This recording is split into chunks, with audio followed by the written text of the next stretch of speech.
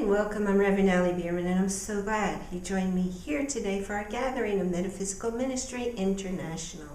Well, what's a metaphysical ministry all about? It's the philosophical end of quantum physics, the whole science of how you create your reality, how everything is energy, and how you affect that energy by what you focus on, and what you hold, and what you see, and what you intend to see. The fact is that 99% of what's going on in the world happens beyond your five senses. You can't see, touch, hear, taste, or smell it. So you need to learn if you want to if you want to experience. If you want to experience all of life, you need to understand the different dimensions so you can partake in them. Have a more rich experience of life. We begin every week with a happy share. Why a happy share? We want to create the habit of happiness, of feeling good, of feeling calm, of feeling peaceful. Going over to the happysharemovement.com, and when you get there, write down what your happy share is for the day. Go back every day for 28 days, create that habit, because you know what happens when you share your happy share. You get to relive all those feelings. Your subconscious mind can't tell the difference between what's real and what's imagined. So all those feel-good chemicals are going to flood through your body again. What's your happy share this week? My happy share is that I'm making this video because up until about 15 minutes ago, I really didn't feel very well, and I didn't think I was going to get to make this video today. And I'm going to tell you exactly what that's all about. Normally, I do a meditation this week. Instead of that, I want to talk to you today. I want to talk to you about an issue that may be impacting you, and it may be impacting someone you know. And I'll tell you this for sure, on a prevention basis, it definitely impacts you. So stay tuned, keep watching, because you're going to learn something that's going to protect you. It's going to allow you to live in happiness and keep living in happiness and success. So what am I talking about? Well, last week, I finally found the answer to some health issues that I've been having for probably a year. Some of them started a couple years ago. Not sure if they were related or not, but anyway, I've been going for the last year to people all over the country looking for somebody who could figure out what was going on with me. I usually go to alternative healthcare people.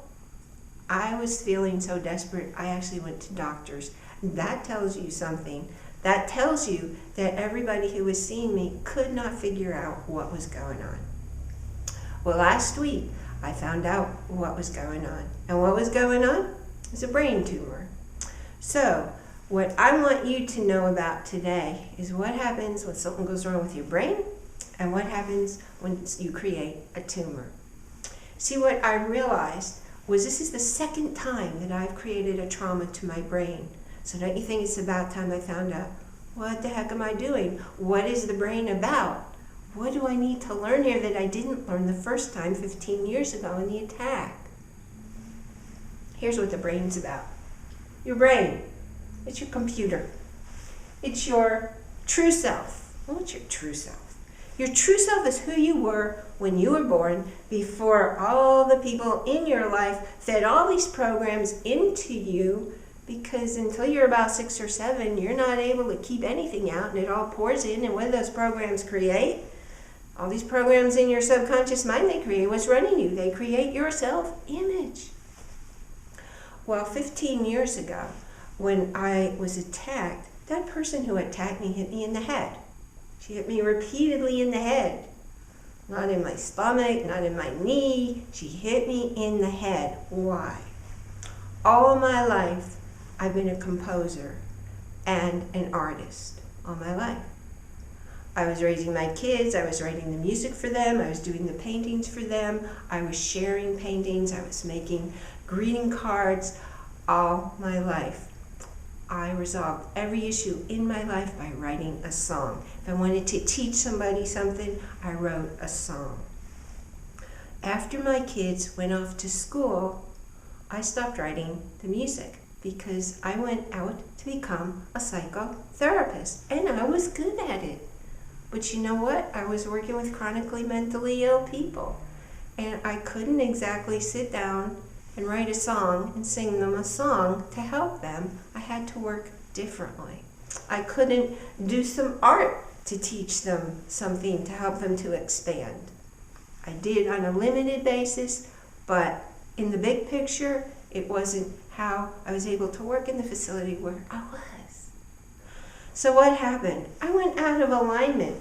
I went out of alignment with my true self. I stopped nurturing my soul. And you can't go on living when you're out of alignment, when you stop nurturing your soul. So that's why my brain became vulnerable. That's why the attack hit my brain. That was 15 years ago. Well, what happened now, that 15 years later, I have to have another brain issue. This time, what happened was I had gone out of alignment I wasn't trusting that I could make a living by teaching happiness. By teaching happiness through music and through art. And when you stop trusting, you stop doing. And I started looking other ways to make money. And I started listening to other people. I started ignoring my values of what was important to me in making money. I went clear off my track of living as my true self.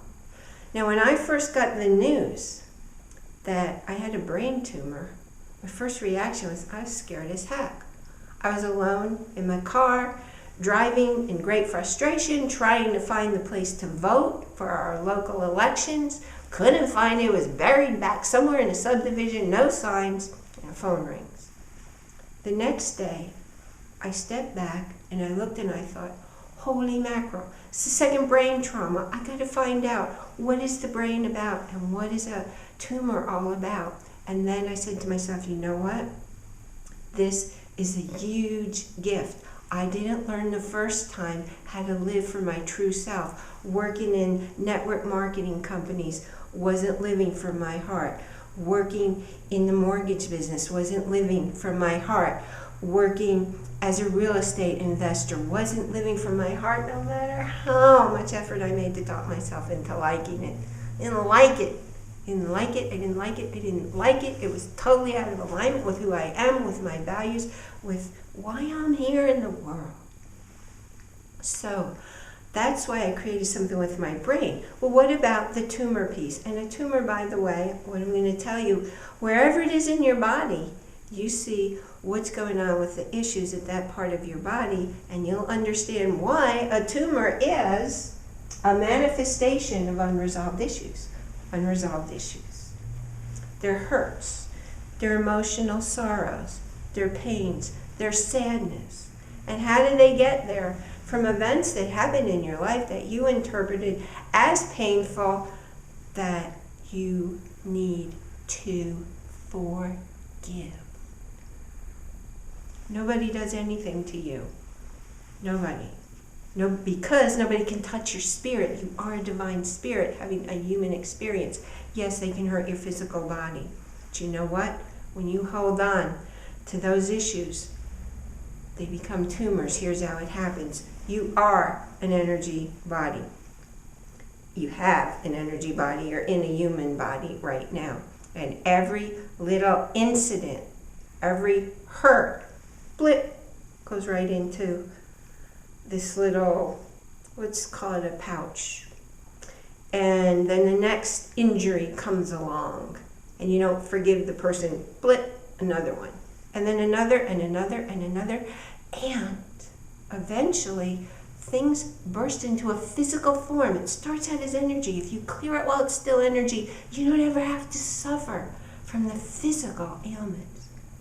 But you don't know it's there because you're not paying attention, which is exactly what happened to me.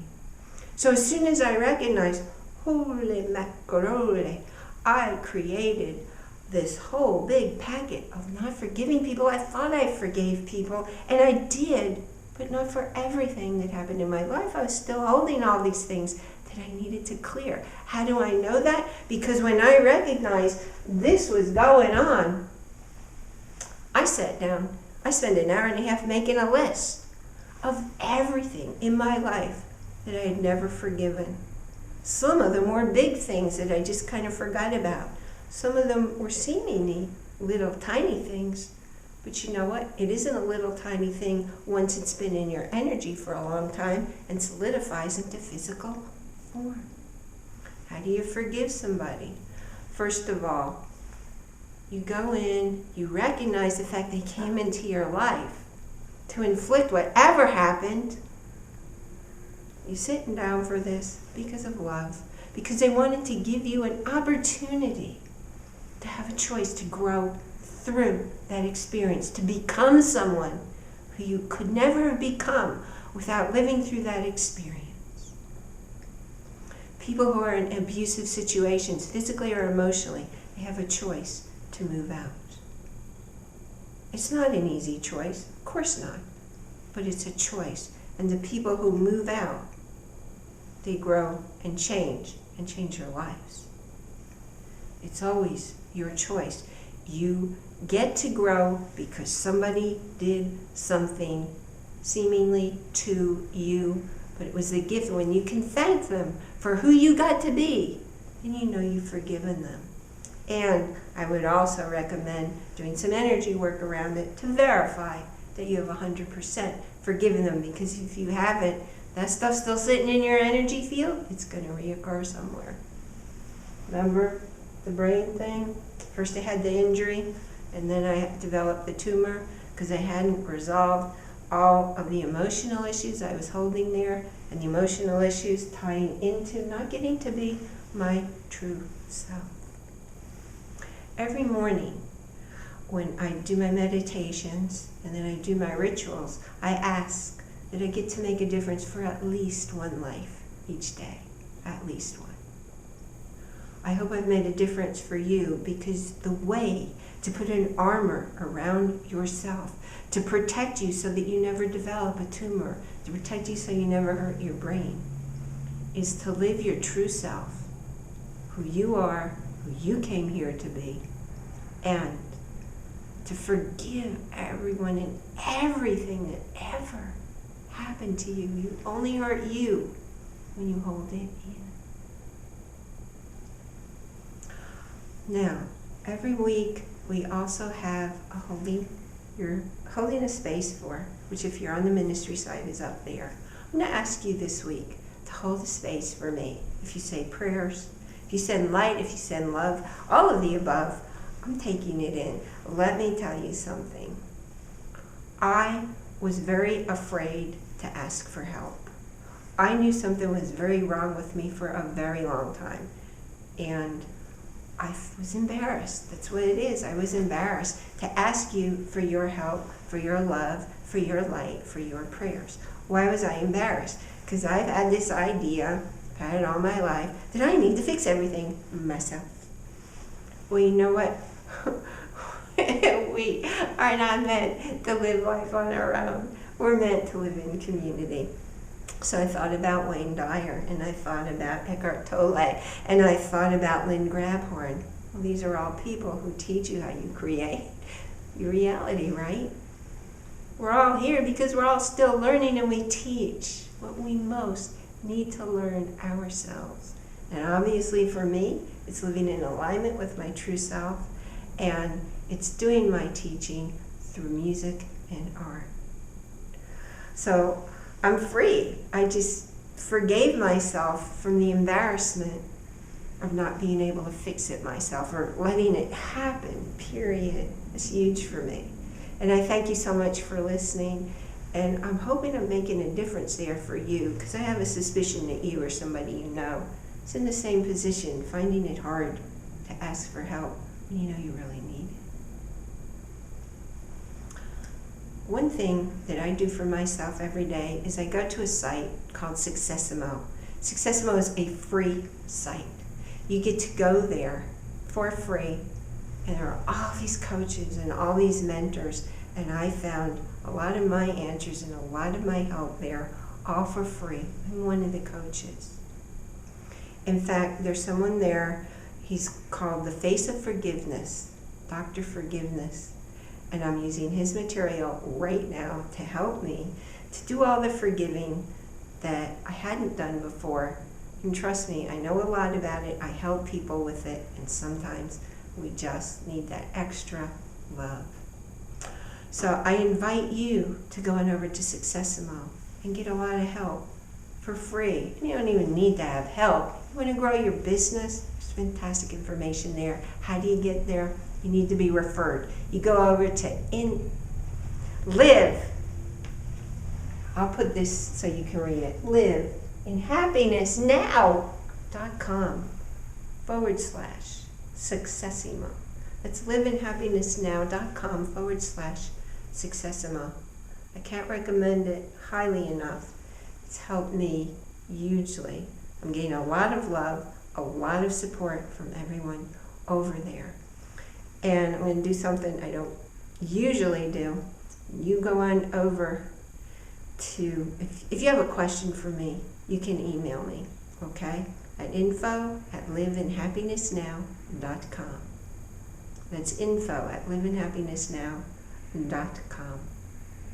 I thank you so much for staying here with me today, for going all the way through this. If you watched it all the way through, it's because you or someone you know can benefit from this information. It's always okay to ask for help. And it's important to recognize the patterns you're creating that cause you to need the help. I send you very great love. And I thank you for being in my world. Blessings.